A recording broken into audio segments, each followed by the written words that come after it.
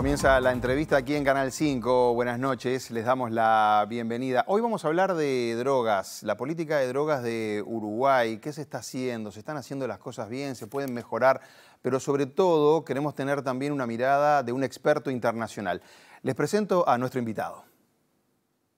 Javier Sagredo es el director del Programa de Cooperación en materia de políticas de drogas entre la Unión Europea, Latinoamérica y el Caribe. Es licenciado en Derecho por la Universidad de Salamanca y la Universidad Nacional de Irlanda en Galway, máster en Derecho Europeo en la Universidad Libre de Bruselas, diplomado en Desarrollo Local y Descentralización en América Latina por la Universidad Alberto Hurtado en Chile y doctorado en Economía Social por la Universidad de Valencia. Trabajó como experto principal de la asistencia técnica de la Unión Europea de apoyo a la implementación de la Política Nacional sobre Drogas y Desarrollo Integral en zonas de producción de hoja de coca en Bolivia. Fue asesor regional de Seguridad Ciudadana y Gobernabilidad Democrática para América Latina y el Caribe en el Programa de las Naciones Unidas para el Desarrollo en Nueva York. Anteriormente trabajó durante 14 años en Washington en el Programa de la Comisión Interamericana para el Control del Abuso de Drogas de la Organización de los Estados Americanos,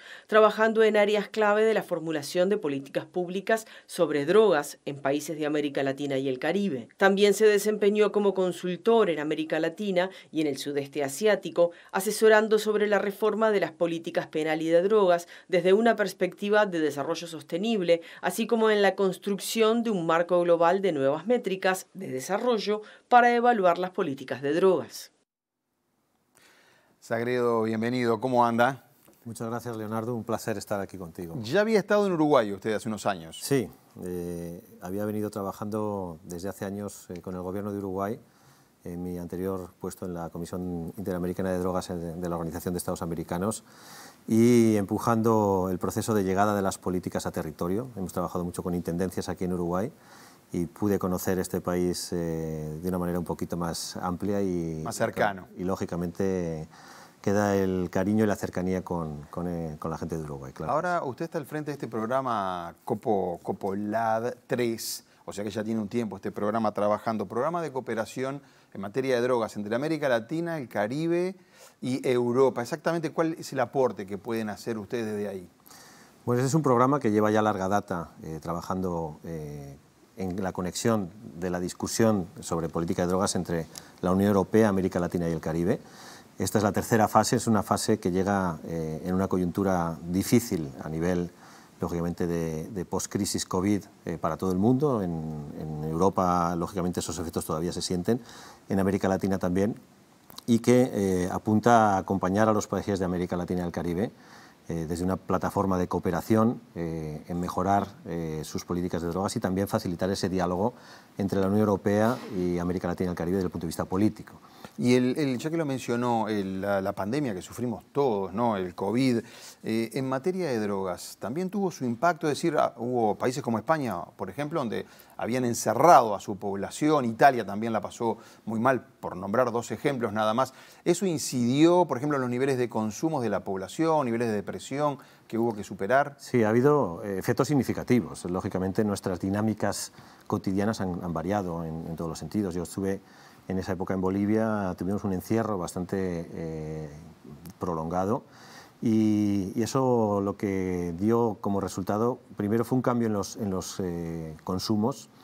Hubo más consumo de alcohol, por ejemplo, en gran parte de los países, mayor consumo de cannabis, que eran, digamos, dos drogas finalmente ligadas a un consumo más in-house y se desaparecieron algunos consumos que se daban más en contextos de fiesta abierta, digamos, ¿no?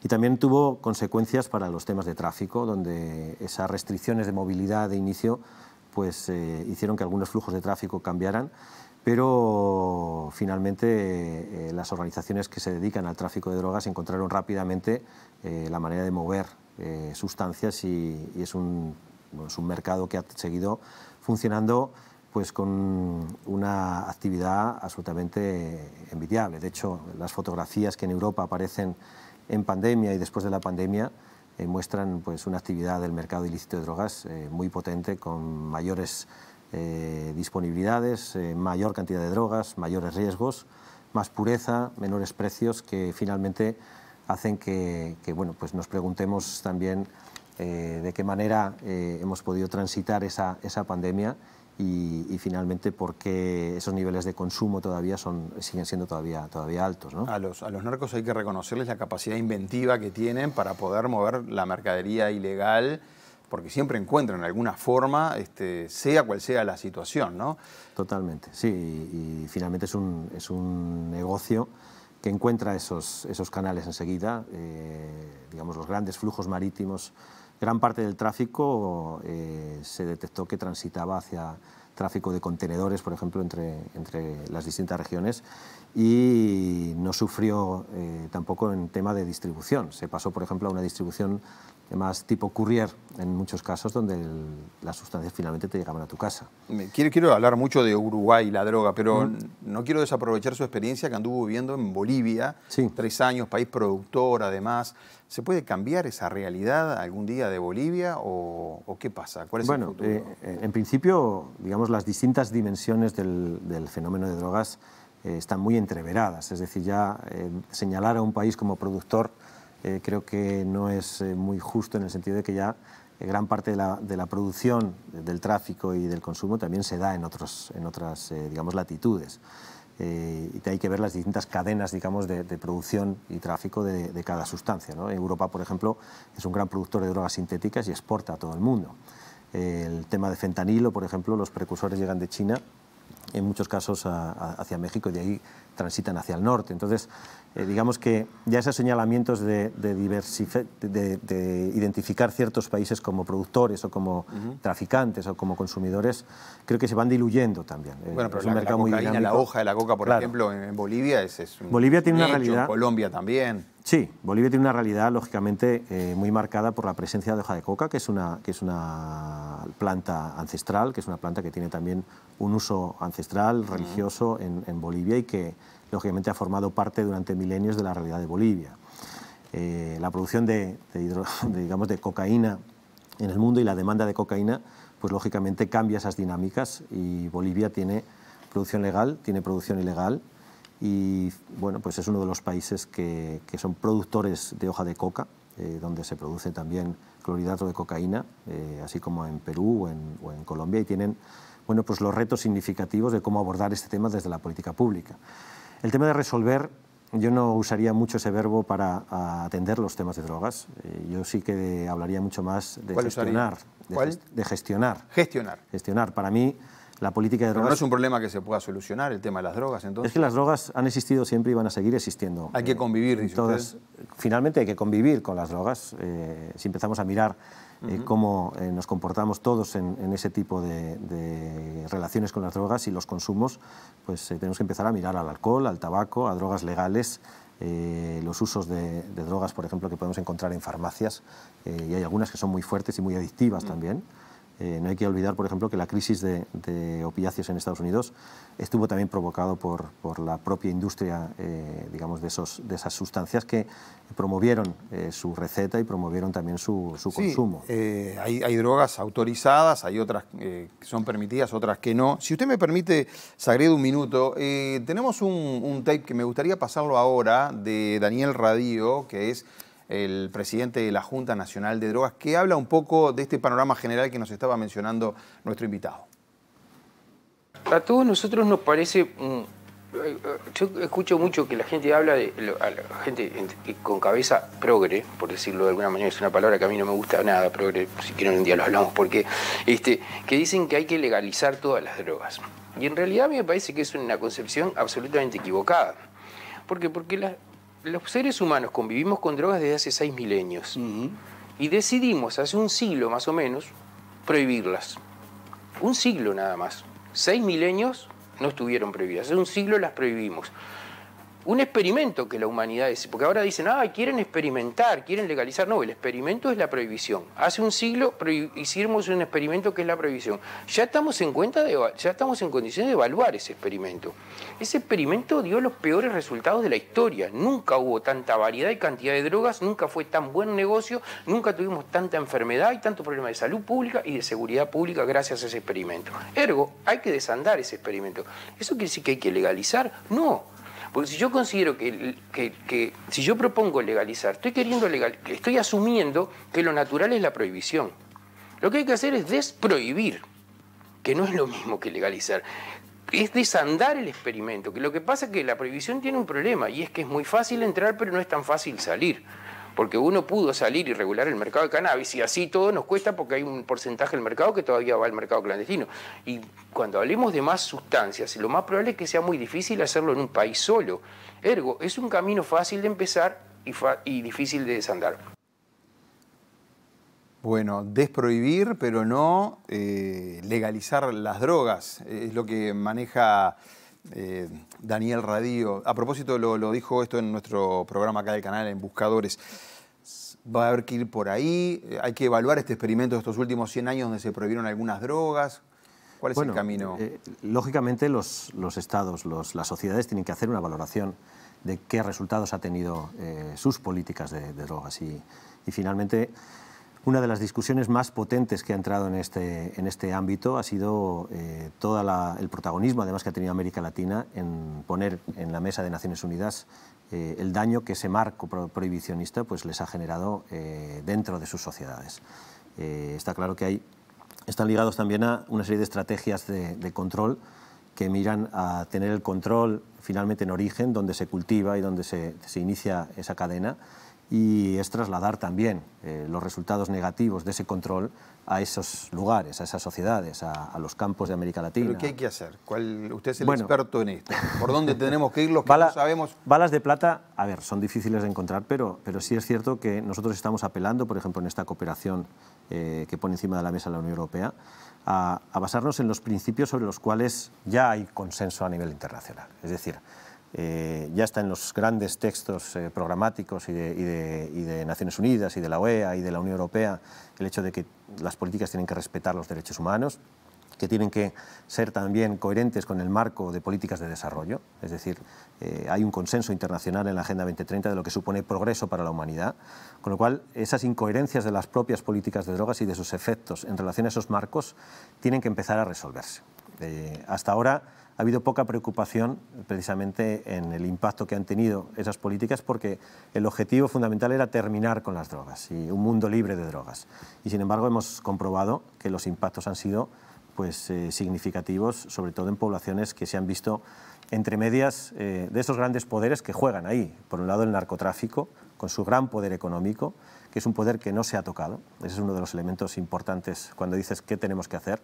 ¿Por qué no se ha tocado? Porque yo veo que las políticas antidrogas van mucho contra el narcotráfico. Sí, pero en temas... Se trata de encarcelar a los líderes, siempre se puede. Pero se ha probado, exacto, se han probado recetas que encarcelan a todos los que participan en la cadena. Se han probado recetas para desmantelar organizaciones, se han probado recetas para descabezar las organizaciones y, sin embargo, el gran incentivo económico que tiene ese mercado prohibido lo que hace es reproducir de nuevo esas dinámicas de negocio, pero también a veces de conflictos sobre territorios.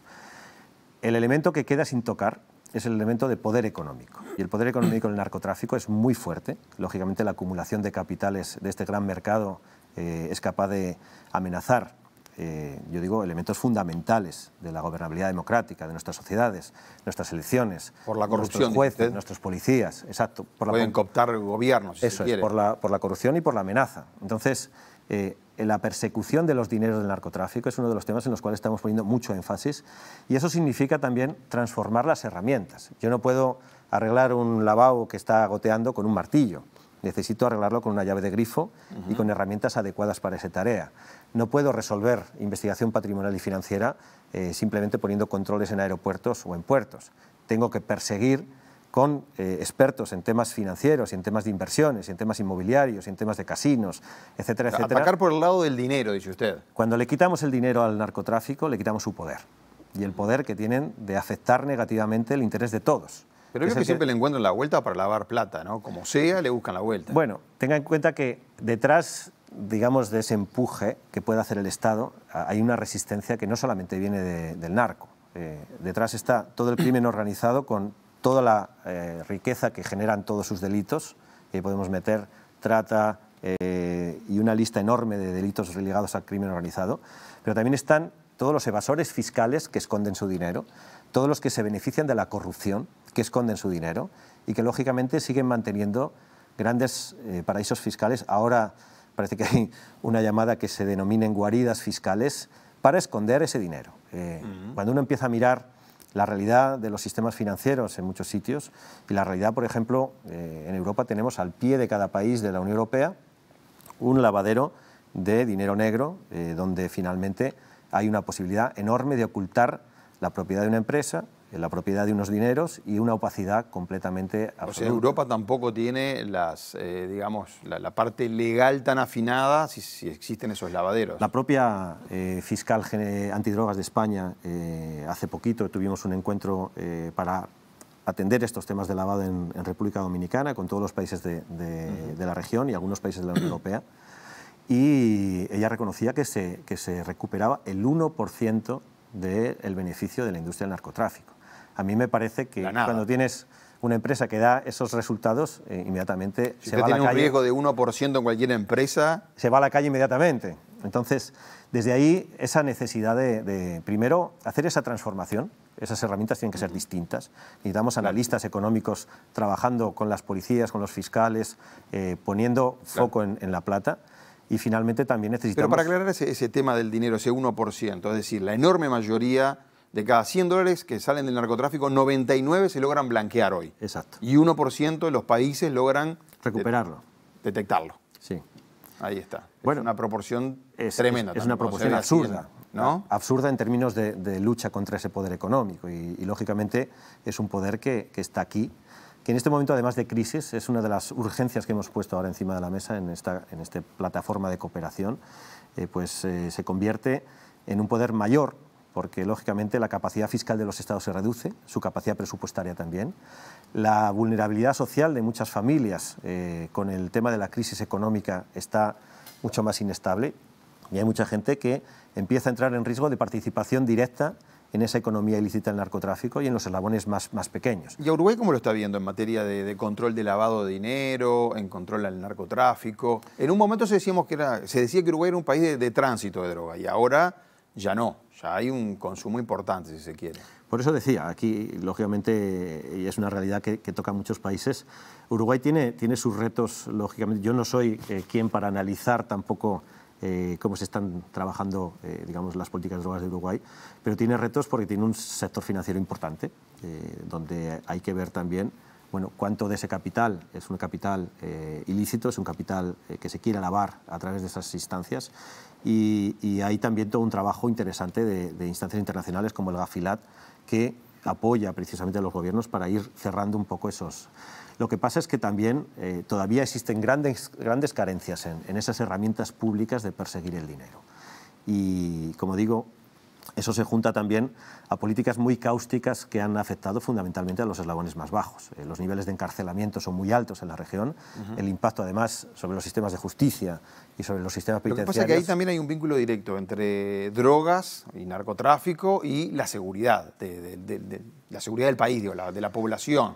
Por eso es que hay tanta gente, después, como usted dice, en prisiones, ¿no? Claro, pero la inseguridad viene fundamentalmente de esa tremenda desigualdad que hay entre el poder del narcotráfico y el poder público. Cuando tú abandonas, por ejemplo, territorios o poblaciones sin ningún tipo de servicio, incluyendo, lógicamente, los de seguridad, pero sin ningún tipo de servicio, a otros actores, lógicamente esos actores lo que hacen es aprovechar ese espacio y se convierten en grandes ámbitos de abuso, de afectación de derechos, y donde quizá los que se llevan por delante primero son los más débiles, las mujeres, los niños, los jóvenes, que son parte de la carne de cañón del narcotráfico, allí donde el Estado no está, y también son parte también de la carne de cañón de la represión, que en muchos casos también viene por parte de la institucionalidad cuando participan en esa cadena, digamos, del tráfico ilícito. Entonces, se han sido en general muy duros con los débiles en este tipo de aplicación de recetas de política pública de drogas,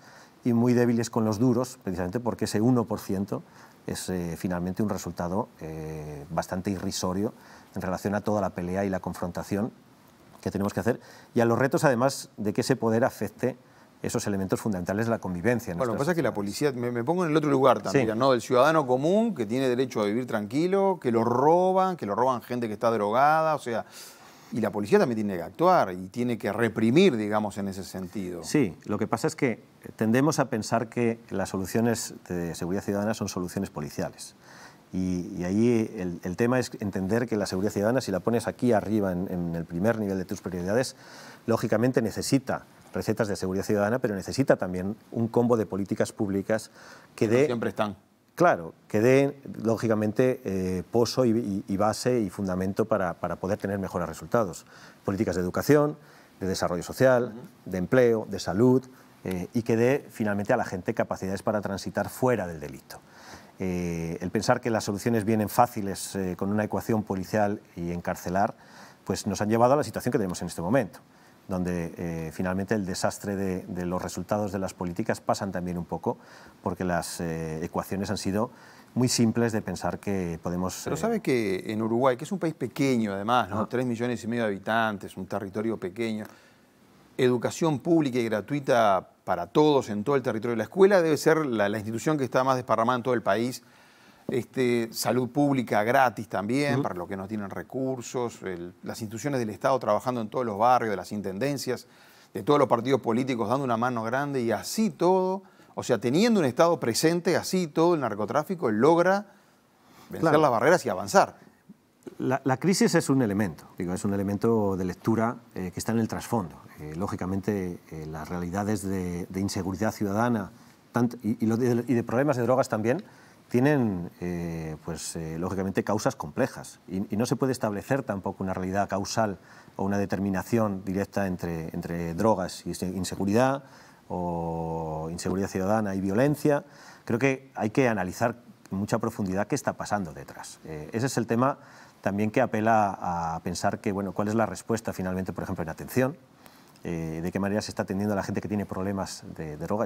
Digamos, el mes de junio hemos tenido acá una semana de trabajo con 23 países de la región para analizar precisamente cómo llegamos con servicios, eliminamos barreras y adaptamos también esos servicios. Para atender a consumidores, sería en ese caso, básicamente. Sí, y sobre todo a consumidores que no llegan.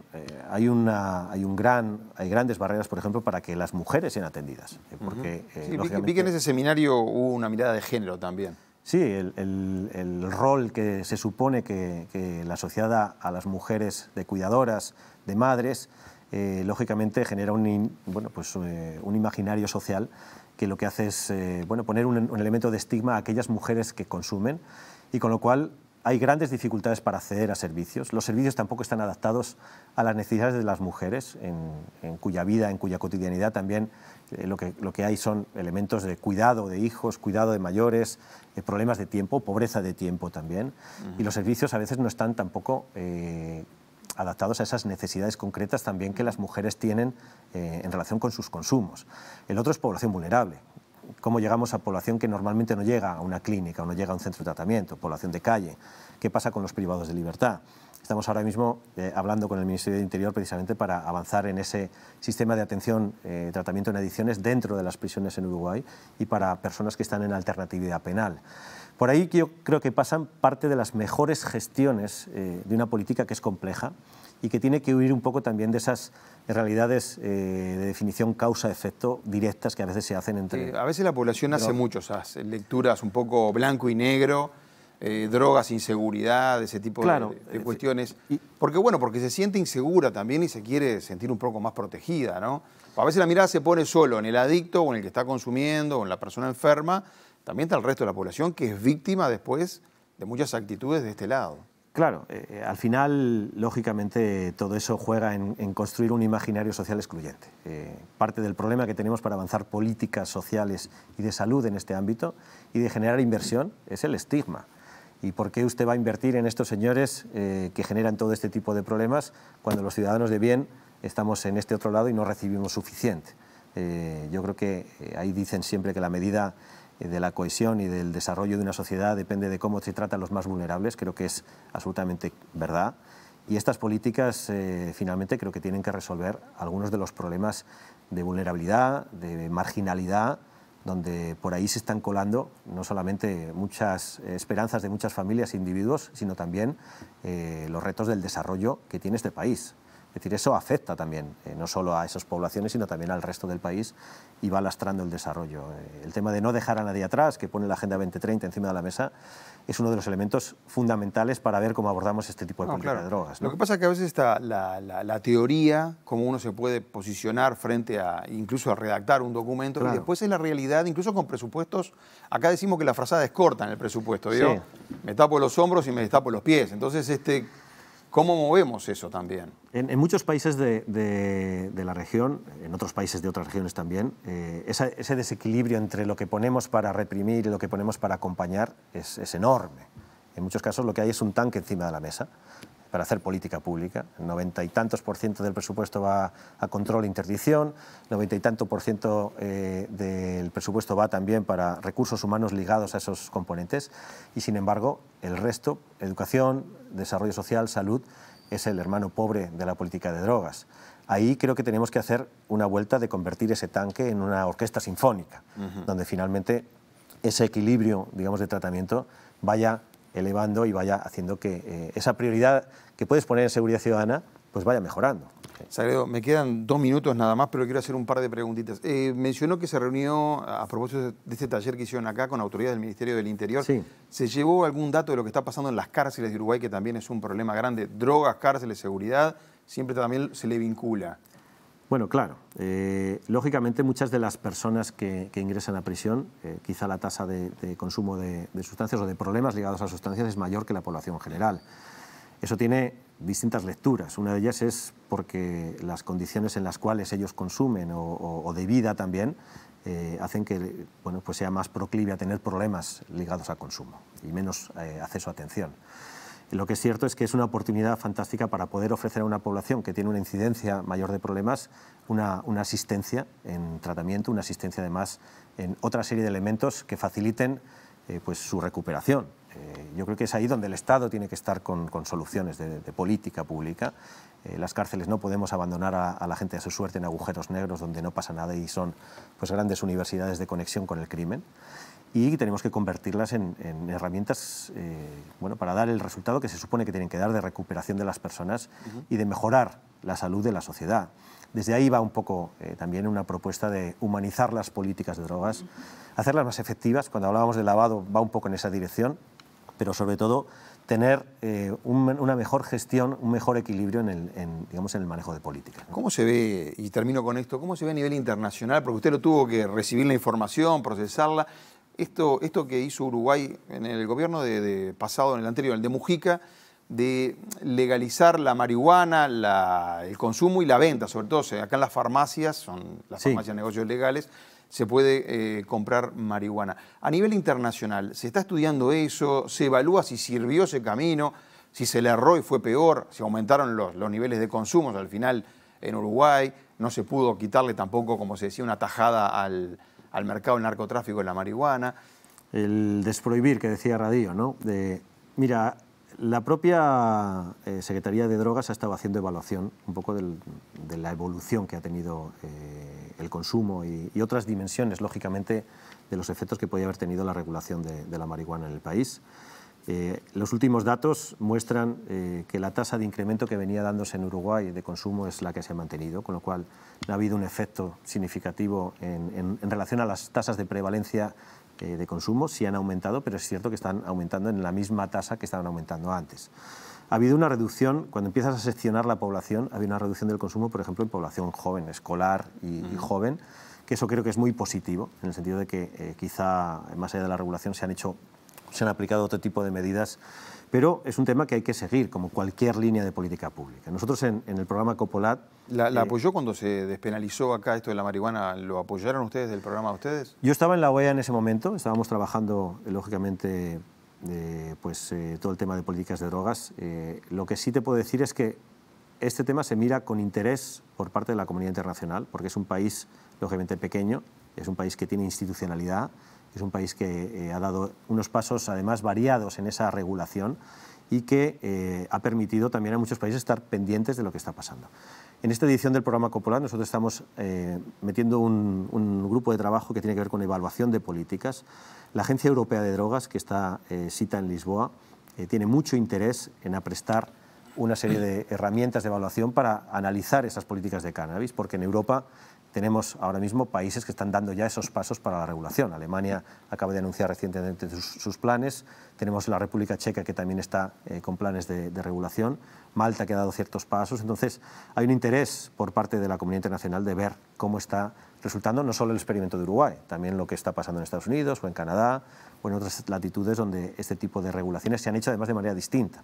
Yo creo que Uruguay dio un paso osado en este sentido, y muchos actores de la política pública de drogas están expectantes por ver cuáles son los resultados de esa política. Javier Sagredo, gracias por haber venido a la televisión pública a darnos su punto de vista. Leonardo, muchas gracias. Que pase usted bien y mucha suerte en su trabajo, gracias, además. Igualmente. Amigos, dejamos por acá la entrevista, espero que les haya gustado. Gracias, buenas noches.